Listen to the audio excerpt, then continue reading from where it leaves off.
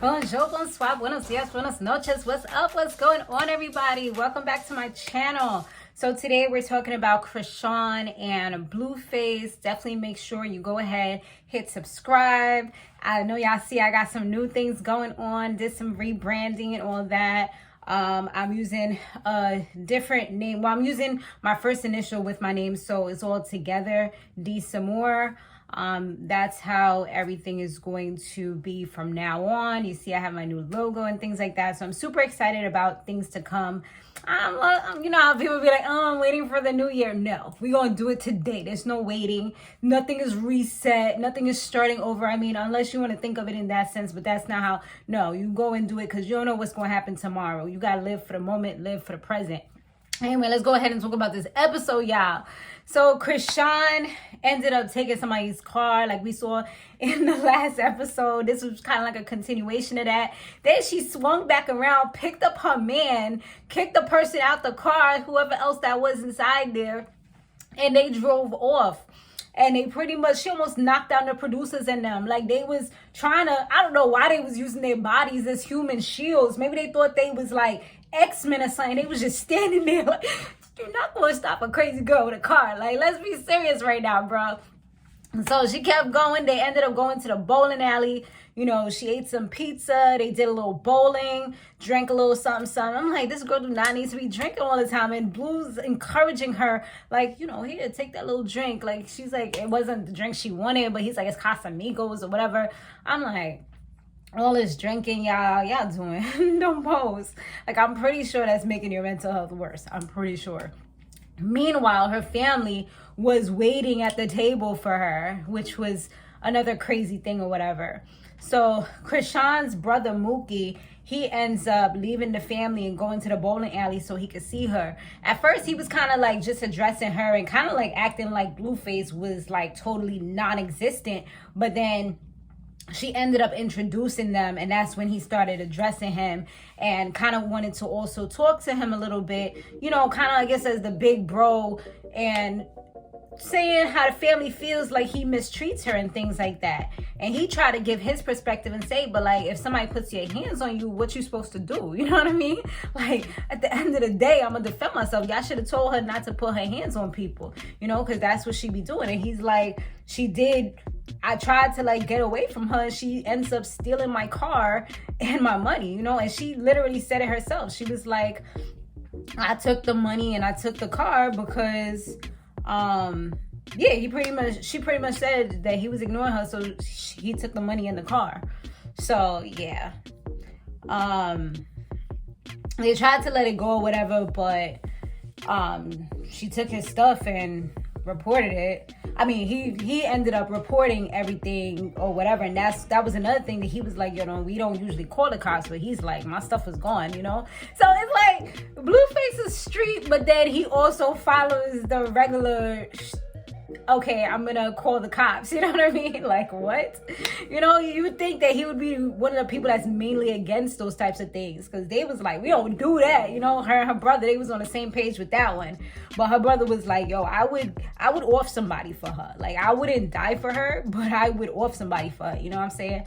So, you know, but I feel like he was more so like trying to be cool with Blue. Like, he wasn't giving him crazy energy or anything like that. He was talking to him like pretty cool, pretty chill. He was kind of smiling at some point. Some parts I couldn't really tell his vibe because it seemed like he was getting serious, but then it was like he would come back and be smiling or chill. So I'm like, okay, weird up and down vibes, but it's okay. It's not too crazy or nothing like that, so we'll work with it. Now, Chrisean and Blueface, they finally pull up to meet her family or whatever, and she was brought to tears because her mom was like one of the first person to embrace her. She was nice to Blue, and then she embraced him, had her little nursing uniform on. She had a sister with orange hair named Tashika. She seemed like she was super lit. She had like a cup in her hand walking around. Like, I was like, dang. She seemed like she even got her dimples done. I don't know if she used like the way that what's her name had did it before, Black China, you know, when she had the piercings here, but you could tell there was an indentation there. But yeah, she was super lit. And then she had another sister, Tessa, that was like going off. Like she was going off. She came full force, like, yo, that's our little sister. And I thought Tessa was the name of the other sister that looks like her. I don't know if they're twins. They kind of look like they was alike, but the second one, the one that was going off, they didn't really show her face. So I don't know if she got like a certain job or what it is where she can't really show that she's crazy, on camera or whatever. So I don't know. But it looked like they was kind of looking like they was looking alike. I thought when she was talking on the phone and stuff in the last episode when she said Tessa, I thought that was the other sister with the cornrows, but Tessa's the other one. Tessa was, she was on time and like she was ready for whatever. So then the stepdad came up. He was there. He said hi or whatever. And her father was also there. Now he was another one getting all up in Blue's face. So I'm like, whoa, what happened to personal space? He's like, yo, that's my daughter. Don't be putting your hands on my daughter. That's mine right there. I was like, yo, Papa's an OG. Like, dude, but remember, you not young, okay? You an old, okay? Remember the old. You're old. You shouldn't be fighting nobody.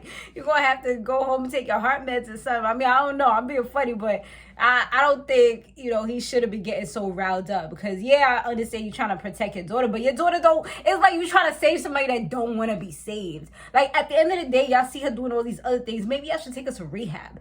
How about taking her to see a therapist? Those are the kind of helps that you should be trying to do. Not beating up the man that she keeps on running back to, because at the end of the day, she's going to keep on coming back to him. Even when the two of them was having their little words in the mouth or whatever, she kept on coming in between them to protect her man. She wasn't protecting her father. She was protecting her man. You know what I mean? Like, she's like, no. You know what I'm saying? So y'all have to look at it that way. Like, you literally trying to save somebody who doesn't want to be saved. You can't always save everybody.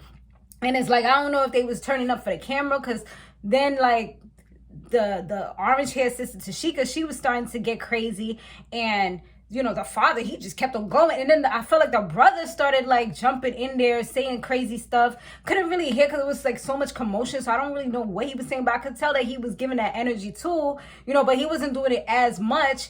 And then the mother started getting loud too, and it's like, hold up, like, and he's like, yo, this is getting mad weird. Like, he's just standing there trying to be chill, and he's like, yo, at the end of the day, if somebody puts their hands on me, I'm going to defend myself. You can't tell somebody what to do if somebody does something. Like, you can't control somebody else's actions or reactions. And that's exactly true. Like, you can't control anybody else but yourself, And even sometimes that can be hard, especially if you have any dysregulation issues or impulsivity issues or things like that. You're definitely going to have problems controlling even your own self, so you can't expect to control anybody else. So so he was straight up telling Tessa that, like, he told her that, and it's like they was all ganging up on him. I don't know if they was like really doing extra for the camera, but I'm pretty sure they were probably like that in real life. But I feel like they was also doing, extra, because they could have talked to him one-on-one, come here, let's have a conversation. Tessa did not even like stop talking that whole entire time. Like, she was just go. Like, let's see how many words I can get in, Let me see how I could go off on this guy. Then the father, he came and he sneaked him real quick. Like, I seen the brother, Mookie, and I seen the father, say something in each other's ears. Then they snuck up on Blue and clocked him. So, Blue was tight after that. Like, that's one of those things where you like, I'm going to get my lick back one way or another. And that's exactly what he did. He ends up running after the other dude, like, straight up. Like, she got him a little bit, but he didn't get him the way he wanted to get him. And then freaking Chrisean, she tried to protect her man, she falling on the floor, and then it seemed like everything was a little chill, even though everybody was arguing and stuff. Blueface, he ran after the father, boom, knocked him straight down to the floor on some KO status, blood pouring out of the man's face. And then the girls want to get upset. Tashika and Tessa, especially Tashika, she seemed like she was ready. Like, she started taking off her dress real quick. I'm like, girl, what you doing? Like, what? Is this gonna help you? I guess she got to be able to move, She took down the dress part real quick, pulled up the bottom part, butt all hanging out. I'm like, girl, you could tell the two, like, if they was having a street fight, you could tell it would be Chrisean, Tashika, and it would be Tessa. Tessa would probably be the ringleader. Tashawn would be the silent killer, And then the other one, she just ready, So yeah, I could just imagine how if they was all living together or whatever, I could just imagine how that bunch got down, like crazy. So yeah, and then she was trying, but they wasn't letting her get to him. But she wasn't, I don't feel like she was trying too hard, because she probably knew, like, okay, let me get crazy, but let me not to get too crazy, because I don't want this man to knock me down the way he knocked my father down. But she was, trying to talk to Chrisean and be like, yo, this is Pops right here, trying to, I guess, to get her on her side. But ain't nothing you could say was going to change Chrisean's mind. Like, she not coming with y'all. She not defending y'all. Because at the end of the day, nobody should have put their hands on him. You can't. It's pretty much the same thing that he was saying. Like, if you put your hands on me, I'm going to defend myself, and you cannot control someone's reactions. And then he literally just said the words out of his mouth, and they did the same exact thing. Like, this is where she gets it from. Like, y'all just come sneaking people, putting your hands on people, and even if they don't do anything. And he's like, I'm not saying I'm always right, but, I'm not going to let nobody do that to me neither. He was like, you can't hit first and then say I'm defending myself, which that's the truth. Unless somebody's like really, ready to stab you or something, you got to do what you got to do. That's different. But yeah, I mean, I hear where he's coming from with that type of analogy. So, but yeah, the father got hit real hard. Like, blood was pouring. I was like, damn, old man. Like, you shouldn't have jumped into this fight. You should have just said what you had to say, stuck with your words. But he was like, it's like he was really trying to show that he was like a boss or something. Like, he was trying to show, like, yo, I'm crazy in real life. Like, but dude, you have to mind your age. This man is younger, quicker. He's in a gang. He fights all the time, every day, all day. Like, he's not the one for this. You know what I'm saying? Like, he was doing way too much. And yeah, things was getting really crazy at that point. The cops ended up coming, and that's when people start dispersing, because ain't nobody trying to get arrested. So that's when you start being like, all right, we out of here. I ain't giving no statement. None of that's going down right about now. So yeah, that episode was crazy. Let me know what y'all thought about it down below. But whew, this is only episode 2, y'all. Only episode 2. Dang. See you on the next one.